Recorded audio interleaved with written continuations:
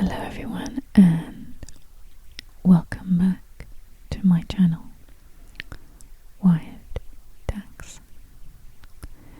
Today we are going to look at the case of Brazilian Priscila Belfort, born on the 5th of December 1974. She was 29 years old when she went missing on the 9th of January 2004. Coincidentally, one day before her mum's birthday. She's the sister of Vitor Vieira Belfort, who is the mixed martial artist currently competing as heavyweight for one fighting championship. Priscilla's mother's name is Javita. She was 19 years old when she got pregnant with her. She apparently had a difficult pregnancy with her. She got measles whilst pregnant, and many advised her to end the pregnancy, but she says she felt so bonded with her growing belly that she pulled through it. Priscilla was born a healthy baby and grew into a very sweet, happy, friendly girl. At the age of 7, her parents divorced, and she and her brother remained living with their mum. Apart from her parents' split, she had a pretty average childhood. She was a very studious and sporty girl. She played tennis, she had swimming classes, and even performed artistic gymnastics. At the age of 16, she started to go downhill and was diagnosed and repeatedly medicated for bouts of depression. It would cause her to have spells of short-term memory loss. Looking back at her teen years, her family say that her forgetfulness didn't cause her to not know where she was. She never lost her bearings. They were more simple, everyday things she'd blank out over, and with the help from her family, she'd remember. Anyway, she got better over time. Her life carried on. She went on to get a job. She met her boyfriend, and to her family, things seemed to have fallen into place for her. It was all working out. Her mother recounts that in the same week her daughter went missing, Priscilla's boyfriend was putting a lot of pressure on her to meet his family sounds as if he was a lot more serious about her and eager to introduce her to his parents. And she was extremely reluctant. She was obviously just not ready yet, and he was clearly moving way too fast for her. No one seems to know why. It doesn't appear to be a topic of discussion, only that she seemed to be being pushed into meeting his family by him. And my own thoughts about the situation is that perhaps she'd seen a nasty side to him, and it might have made her feel scared of him. It sounds like he'd got really angry, like properly verbally aggressive with her when no one was around, and she must have felt threatened by him in a way she hadn't ever before. I need to make it clear here that this is my own opinion. All that is actually stated is that he wanted to introduce her to his family and had tried to do so on the Wednesday, 2 days before she went missing. She wasn't at all ready for that step, but he was persistent, and he came back the next evening on the Thursday. He got her to leave home with him to go for a chat on their own, and her mother says when she came back home shortly afterwards, she definitely was not her normal self. She was obviously upset about something, but didn't go into what had happened. She only said that her boyfriend wasn't making her happy anymore and no longer wanted to be in a relationship with him. She was breaking up with him. We also have to keep in mind that in 2004, Priscilla was hitting her 30s. She was an adult, she wasn't a child, and her mum will have wanted to be there for her without probing or upsetting her further. However, as she could see that Priscilla wasn't doing so well, her mum decided to stay over with her for that week, as she felt her daughter needed her around for a bit of moral support.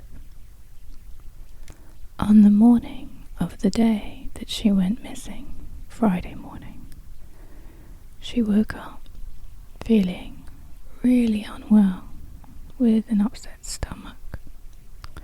She really wanted to call in sick, but her mum encouraged her to pull herself together and go into work. She gave her 2 meds to help her feel better. She offered to give her a lift into work and said she'd pay for a cab to bring her home to make things easier for her to get through that day. Priscilla agreed, and on the way in the car, she was very quiet. Anyway, Jovita drops her off, goes to do some food shopping, and a couple of hours later, when she's returned home, she receives a phone call from Priscilla's boyfriend asking her if she's at home with her It strikes her as really odd. Firstly, that he's calling her because he works in the same building as Priscilla, so all he has to do is go to her daughter's floor of the building to find her. But she also realizes in a moment that he isn't in the building because there is a lot of background noise, like factory machine sounds or something similar from his side of the call, which equally just doesn't seem right to her. It's a normal working day. She thinks he should be at his desk at the time he's ringing her. It's approximately sort of mid-morning time. So she tells him she dropped her off at work that morning, and he rings off. But this leaves Jovita feeling very unsettled. Maybe a mother's intuition. She immediately rings her own sister, Priscilla's aunt, who happens to work just next door to her in a neighbouring building, and asks her to go and find her in her office to make sure she's there and that everything's okay. Her aunt goes straight away and, sure enough, finds Priscilla in the office. Everything is calm and all is well. Priscilla worked in a borough council office in the centre of Rio de Janeiro in the Sports and Leisure Services Department. It's worth mentioning that in 2004 was a time when there were a lot of abductions in that very area. So it was a very scary time for women to be out and about in the streets on their own in broad daylight. I actually know this from my own personal experience, as I was in Rio around this time, and I was equally warned never to leave the hotel alone or go on foot to any shop, not even if it was just a few minutes on foot. During the day, this wasn't be careful at night time, it was do not walk in the city unaccompanied during the day. It is extremely dangerous. So it's very strange, therefore, that Priscilla chose to go for lunch on her own that day. She would usually always go on her lunch break, accompanied by either colleagues or with her boyfriend, who, as we know, worked in the same building. We know he had been trying to get in contact with her that morning, and that he had obviously not been able to get through to her.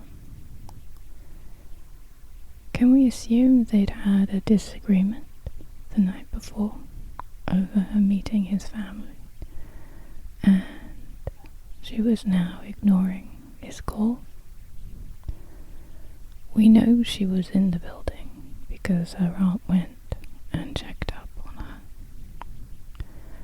Was she so fed up with the world she pushed to her limit and just decided to go out for lunch on her own? Did she just need some space? Did she have a random encounter and get abducted? Or could she have answered a call from her boyfriend eventually, and that's who she left to meet? Because she never returned.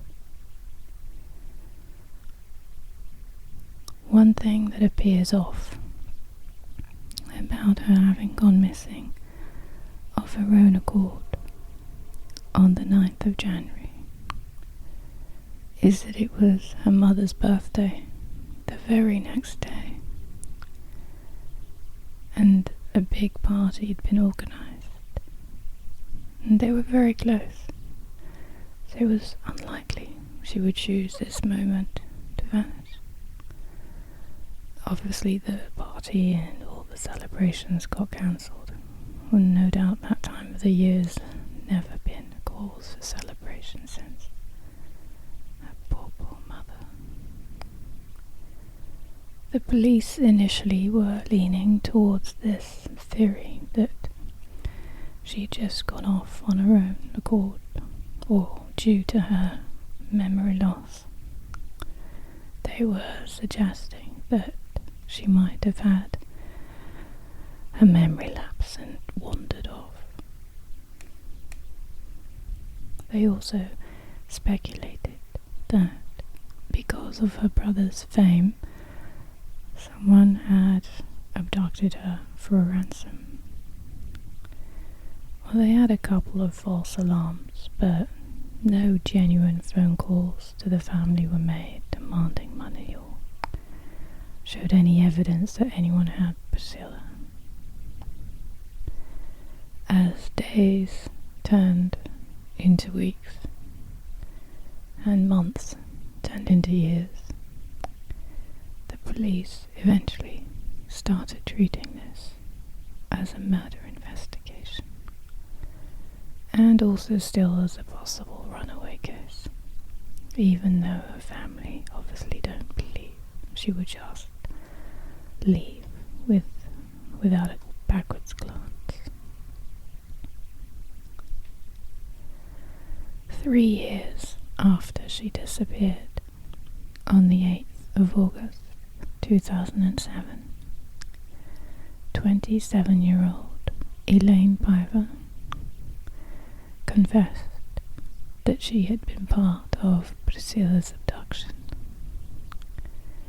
She said at the time she was forced by a gang that she was part of to take part in Priscilla's kidnapping, though she wanted no part of it, and when she objected, they turned against her, and therefore she had no choice because she was being threatened herself.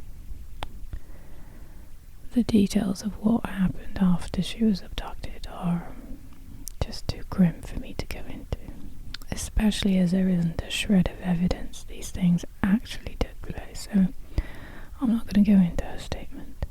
In a nutshell, she claims they disposed of her remains in such a way that she won't ever be traced. But as there is no evidence, the police didn't buy it. They think it's a fabricated story. And there's also a theory that her boyfriend owed a drug dealer and they abducted her as payback. Needless to say, to this day, her family have been relentless in the search for her whereabouts until today. It's going on 16.5 years later. Her case remains unsolved.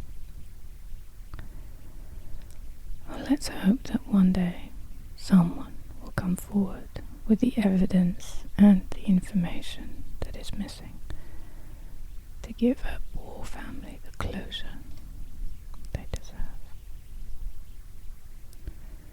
Thank you so much for watching.